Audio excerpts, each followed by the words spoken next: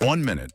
That's all it takes to decide whether a newborn lives, struggles, or slips away. And one woman, armed with a stopwatch, a stethoscope, and sheer determination, gave the world a way to make that minute count. This is the story of Dr. Virginia Apgar, the woman who taught medicine how to look, how to measure, and how to act when life is only seconds old. A woman in a man's world, Virginia's early life and medical training. In the quiet suburbs of Westfield, New Jersey, a spirited young girl was building telescopes with her brother, dissecting frogs in the backyard, and repairing broken instruments with her father. It was the 1910s, a time when women were expected to marry, not measure, to nurture, not diagnose. But Virginia Apgar had already made up her mind. She would not be a bystander in a world of passivity. She would be a participant in the science of life.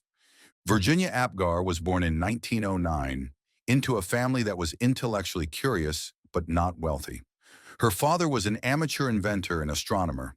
Her mother was a talented musician. From an early age, Virginia was encouraged to ask questions, fix things, and above all, learn. It was a home where curiosity was nurtured, and though the world outside held different expectations for girls, the Apgar household ran on merit and possibility. She attended Westfield High School, excelling in science and music, playing the violin and cello with equal skill. She was not content to merely learn, she wanted to apply. By the time she graduated in 1925, she had already set her sights on medicine. She enrolled at Mount Holyoke College, a women's liberal arts school in Massachusetts known for its rigorous academics. There, she majored in zoology and took every science course available to her: physics, chemistry, and biology. She graduated in 1929, just as the Great Depression began to sink its teeth into the nation. Jobs were scarce, futures uncertain. But Apgar pressed on. She was admitted to Columbia University College of Physicians and Surgeons, one of the most prestigious medical schools in the country, and overwhelmingly male. In her class of 90, she was one of only 9 women. Her classmates were often dismissive. Professors questioned her commitment. Patients sometimes refused to be treated by her. But she did not bend. She graduated in 1933, ranked near the top of her class. Apgar initially pursued a career in surgery, a specialty even more hostile to women than general medicine. But one of her mentors, Dr. Alan Whipple, the renowned surgeon after whom the Whipple procedure is named, took her aside. He admired her skill, her focus, her intellect, but he also understood the professional barricades she was up against. Women do not succeed in surgery, he told her bluntly. They don't get the referrals. They don't get the respect. You should consider anesthesiology. It's a new field. It needs leadership. It needs people like you. Most would have been devastated. Apgar saw a challenge. At the time, anesthesiology was barely a specialty. It was often relegated to nurses or junior doctors. There were no formal departments, no standardized training, no prestige. But to Apgar, this was fertile ground. She recognized the importance of safe anesthesia in surgery, especially obstetrics, where both the mother and the baby depended on precision and timing. She spent several years training at the University of Wisconsin and Bellevue Hospital in New York, one of the few institutions offering serious instruction in anesthesiology. She returned to Columbia in 1938 and became the first woman to lead its new division of anesthesiology at Presbyterian Hospital. Over the next decade, she established training programs, standardized protocols, and fought tirelessly to raise the status of her field. She gave lectures, wrote guidelines, and pushed hospitals to recognize anesthesia not as a technical function, but as a critical medical science. But even as her career grew, she couldn't ignore what she saw in the delivery room. As she stood beside obstetricians during labor and cesarean sections, monitoring the mother's vitals, administering anesthesia, she noticed something disturbing. No one was paying close attention to the baby. Newborns were either crying or not, pink or blue, alive or not. And in too many cases, the decisions being made were based on nothing more than instinct. She watched as babies were born limp, slow to breathe, and whisked away with no follow-up, no tracking, and no systematic response. Some of them died. Others suffered permanent damage. Few were even monitored beyond a cursory glance. It wasn't malice, it was blindness. Medicine had no framework for evaluating newborns at the moment of birth. There were metrics for adult pulse and respiration, but for the just-born infant, there was no structured assessment, no numerical guide, no standard of care. This troubled Apgar deeply. She knew that early intervention could save lives, but only if there was a way to determine who needed help and how quickly. And so she began to think, could a simple scoring system be developed? One that could be performed within seconds of birth? One that anyone, nurse, doctor, intern, could apply, repeat, and rely upon? She drew upon everything she knew: physiology, anesthesiology, clinical observation. She identified 5 measurable signs that could determine a newborn's condition at 1 and 5 minutes after birth: appearance, skin color; pulse, heart rate; grimace, reflex irritability; activity, muscle tone; respiration, breathing effort. Each category could be scored from 0 to 2, with a total possible score of 10. A score of 7 to 10 was considered normal. Below that, immediate medical intervention might be needed. She shared this idea with her colleagues in 1952 and was met with skepticism. Too simplistic, some said. Unnecessary, said others. But she insisted it wasn't about complexity. It was about clarity. She began using the score in her own practice, quietly collecting data, proving its utility. The results were staggering. Babies who might have previously been dismissed as stillborn were now being revived. Patterns began to emerge. Low scores predicted complications, neurological issues, and even mortality. Within a few years, the Apgar score was adopted across hospitals in the United States, and soon around the world. But the journey to that score, those 5 letters that would appear on charts, be spoken aloud in delivery rooms, be memorized by nurses and residents alike, began long before 1952. It began in the backyard with a frog, in a telescope lens, in a violin string. It began with a girl who saw no reason she shouldn't be a surgeon, a scientist, a leader, and who, when told she could not, simply carved out her own place. The woman who would teach the world to save newborns didn't start in a delivery room. She started with the question, why not? Eyes wide open. From obstetric surgery to neonatal crisis. The birth of a baby is often described as a miracle, but in mid-20th century medicine, it was just as often a crisis, especially for the baby. By the 1940s, obstetric care had made huge advances. Hospitals were increasingly sterile. Mothers were increasingly safe. Yet infant mortality remained stubbornly high. Babies were born but not breathing, or breathing but poorly, and no one seemed to know what to do about it. Virginia Apgar knew why. She had been in the delivery room over and over, witnessing the same scenario unfold. Mothers receiving careful attention, but babies, those most fragile patients, being ignored or treated reactively. It wasn't that doctors didn't care. It was that they didn't know what to look for. They had no system, no protocol, no scorecard. So Apgar watched, she learned, and slowly a pattern emerged. Certain signs, skin color, heart rate, reflexes, seemed to correlate with a newborn's odds of survival. The more she observed, the more confident she became. These weren't just vague impressions. They were measurable, repeatable, actionable. By 1952, Apgar had formalized these insights into a 5-point scoring system. It could be used immediately after birth, at 1 minute and again at 5, to assess a baby's condition. Each category, appearance, pulse, grimace, activity, and respiration, was scored from 0 to 2. A perfect score was 10. Most babies scored between 7 and 10. Below that, clinicians knew they had to act fast. The simplicity was its genius. Doctors and nurses could apply it quickly. No special equipment, no extra staff, just their eyes, ears, hands, and training. But simplicity, as always, met resistance. Many obstetricians thought it was an insult to their clinical judgment. Pediatricians dismissed it as redundant.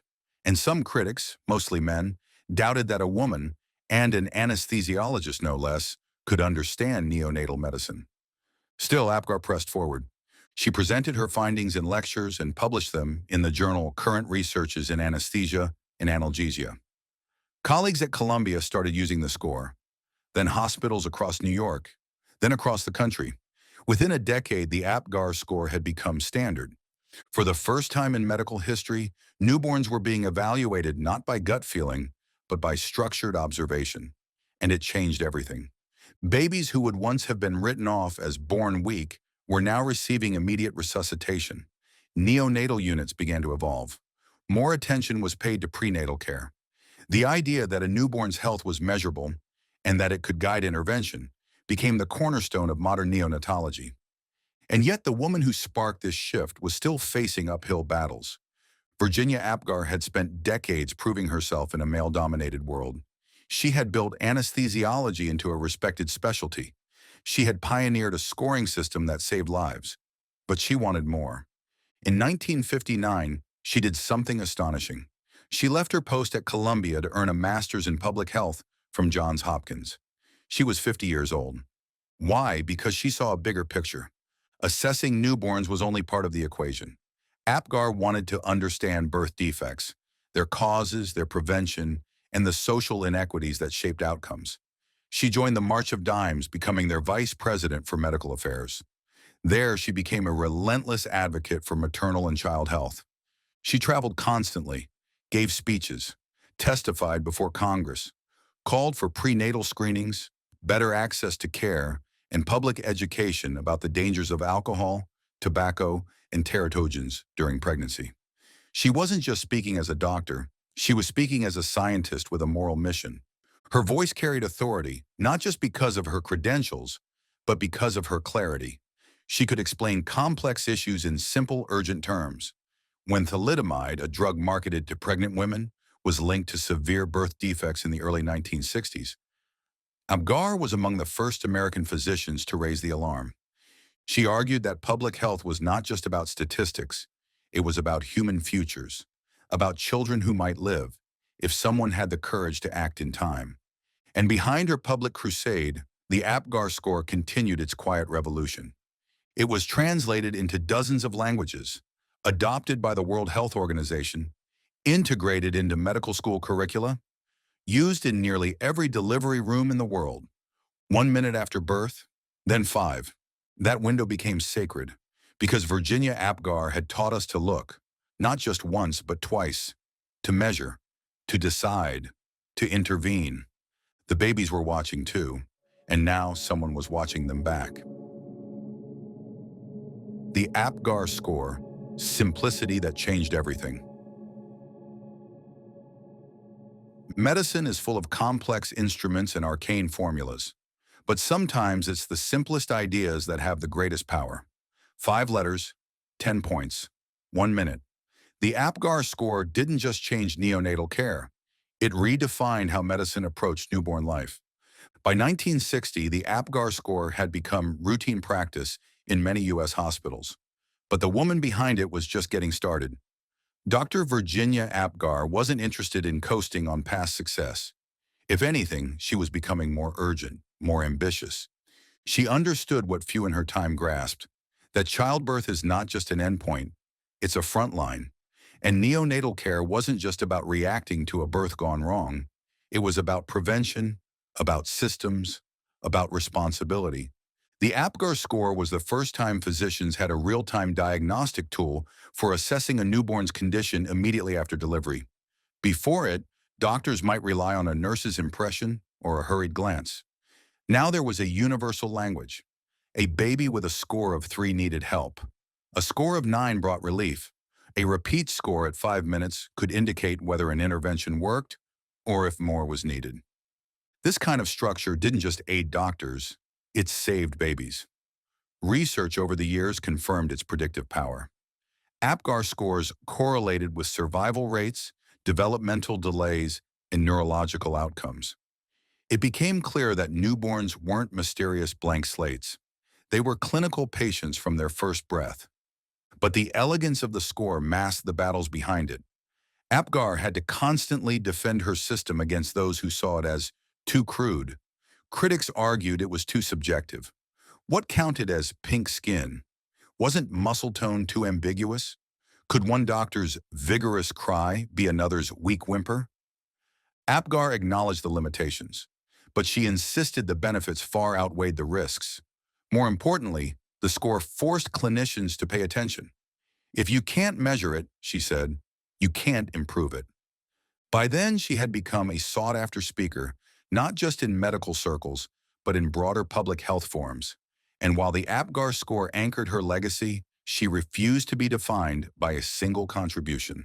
Her transition to the March of Dimes marked a new chapter, not away from medicine, but toward its most vulnerable populations. At the time, the organization was best known for fighting polio. But with the advent of the Salk vaccine, Apgar helped redirect its mission to focus on birth defects and maternal health.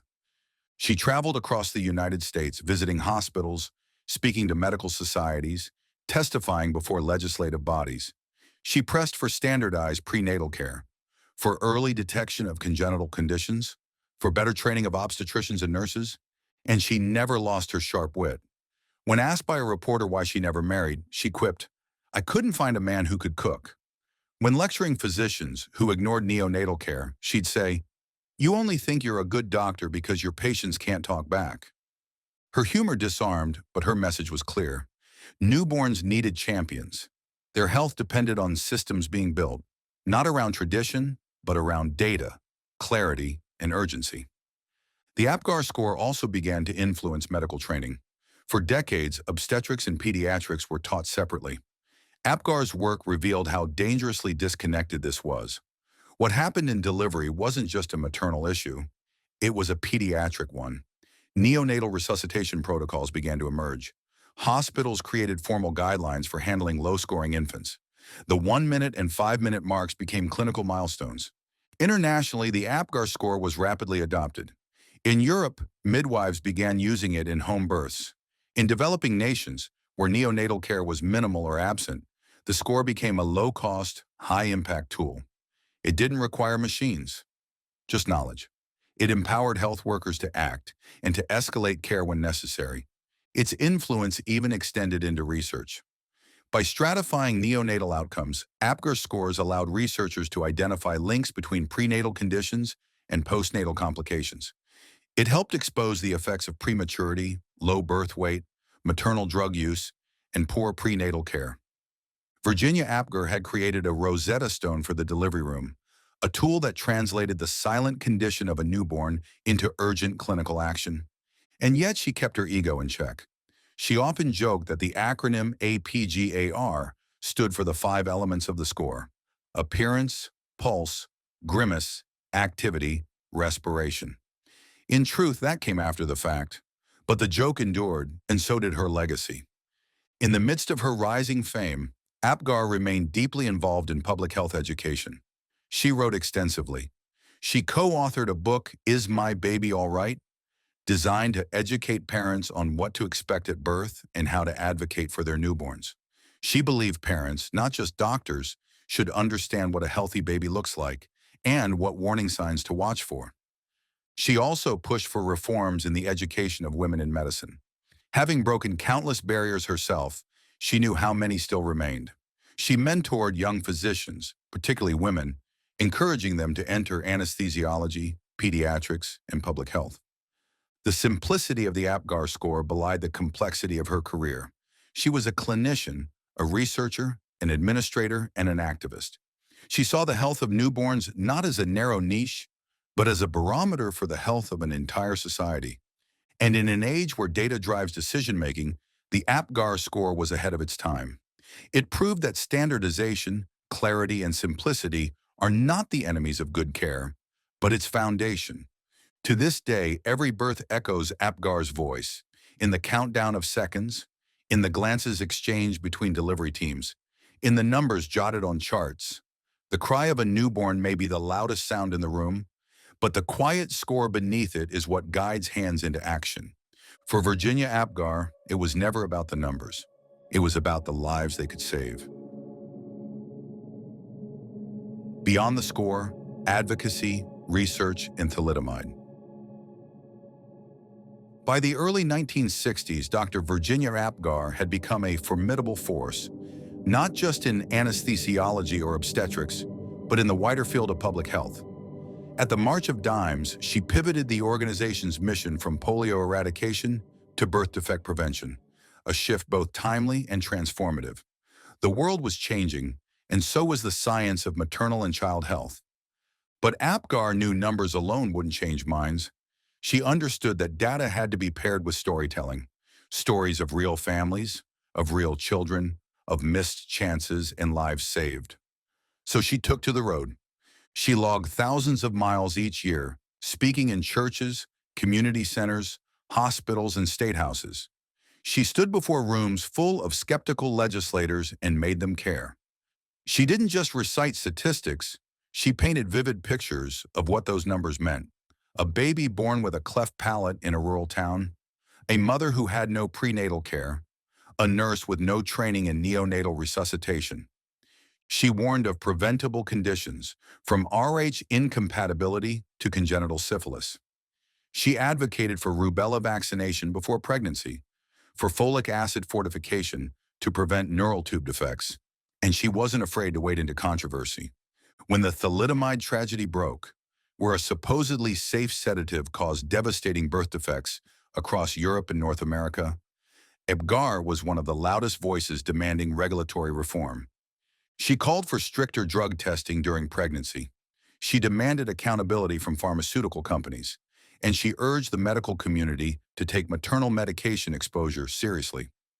Her advocacy helped shift the FDA towards stronger oversight and catalyze the development of teratology as a field. But she didn't stop at legislation. Apgar worked with obstetricians to establish better prenatal screening protocols. She helped launch educational programs for pregnant women, teaching them what to avoid and how to protect their unborn children. She brought public health into the living room. Meanwhile, she never stopped learning. She continued to publish academic papers, including key studies correlating low Apgar scores with infant morbidity. Her interdisciplinary perspective, spanning clinical medicine, epidemiology, and social advocacy, made her a rare and vital voice in post-war American medicine. She also led initiatives to reduce racial and socioeconomic disparities in infant health. Apgar believed that where you were born should not determine whether you lived. She championed mobile clinics, community health outreach, and nurse training programs in underserved areas. Though the Apgar score had achieved worldwide recognition, she didn't let it define her. If anything, it was a launchpad. She was interested in patterns, in policy, in preventing the very problems her score helped to detect. In her later years, Apgar became something of a legend among young doctors. She was known for her energetic lectures, where she would dramatically reenact delivery room scenarios or quiz students on the spot. She was equally at home with Nobel laureates and high school students, adjusting her language but never her message. That message was simple: newborns matter. Not just to their families, but to society. Their health is our future's health, and every baby deserves a fair start. Apgar's work took her around the globe. She advised international health ministries, consulted for the World Health Organization, and helped implement neonatal programs in countries with high infant mortality. Her philosophy was practical. If you give birth attendants the tools to evaluate and intervene, they will save lives. And still, she remained hands-on. At conferences, she could be found adjusting projectors or helping young researchers refine their slides. She was a teacher as much as a pioneer. Despite the growing reverence for her accomplishments, Apgar eschewed celebrity. She lived in a modest apartment, played the violin in local orchestras, and enjoyed fly fishing and stamp collecting. When not traveling for work, she could be found curled up with a medical journal or a science fiction novel. Her colleagues marveled at her stamina. Her students admired her clarity. And patients, though they may not have known her name, lived because of her. Dr. Virginia Apgar wasn't just saving newborns. She was building systems, shaping policy, and changing how a profession viewed its smallest patients. And in doing so, she was reshaping medicine itself. Legacy in every delivery room. The enduring impact of Virginia Apgar.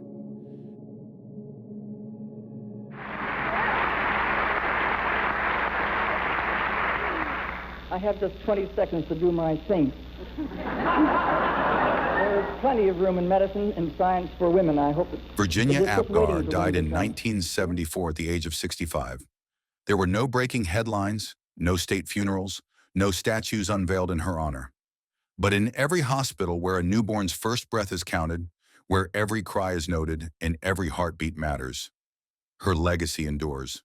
In the decades since her passing, the Apgar score has become one of the most universally recognized tools in modern medicine. It has been translated into every major language, incorporated into medical school curricula worldwide, and used in virtually every delivery room across the globe. A score that once faced skepticism has become an unquestioned standard, a silent guardian at the threshold of life. More than that, Virginia Apgar helped shape the ethos of modern neonatology. She moved newborns from the margins of medical practice to the center of clinical attention. Her insistence on data-driven observation, her advocacy for immediate intervention, and her pioneering integration of anesthesiology and obstetrics laid the foundation for today's neonatal intensive care units. And yet her greatest gift was perhaps cultural. She taught an entire profession to see that newborns are not passive beings but patients, to see that the first moments of life are not background but battleground, to see that a baby, silent and limp, can speak volumes if we only learn how to listen. Today, Apgar's influence is not measured in accolades, though they are many.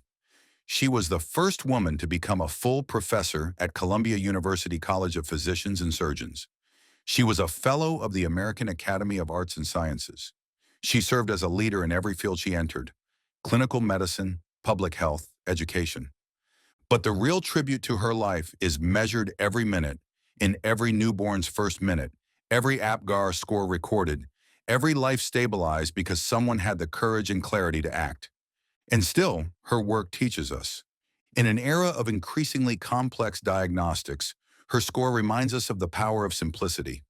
In a world still plagued by disparities, her advocacy reminds us to look beyond the clinic and into the community. And in every young doctor unsure if they belong, her story whispers, "Why not?" Virginia Apgar never married, never had children of her own.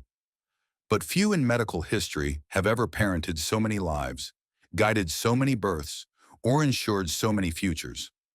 She didn't ask for fame. She asked for vigilance, for measurement, for compassion guided by observation. 1 minute, 5 minutes, a lifetime of change. Virginia Apgar taught us that the tiniest lives deserve our greatest attention, that the first breath, the first cry, the first minute, they matter more than we ever imagined. Her legacy isn't carved in stone. It's written on birth records, etched into medical protocols, and felt in every newborn heartbeat saved by swift, informed action. In the fast blur of delivery, she gave medicine a moment to pause, to measure, and to respond. And in doing so, she gave millions their very first chance.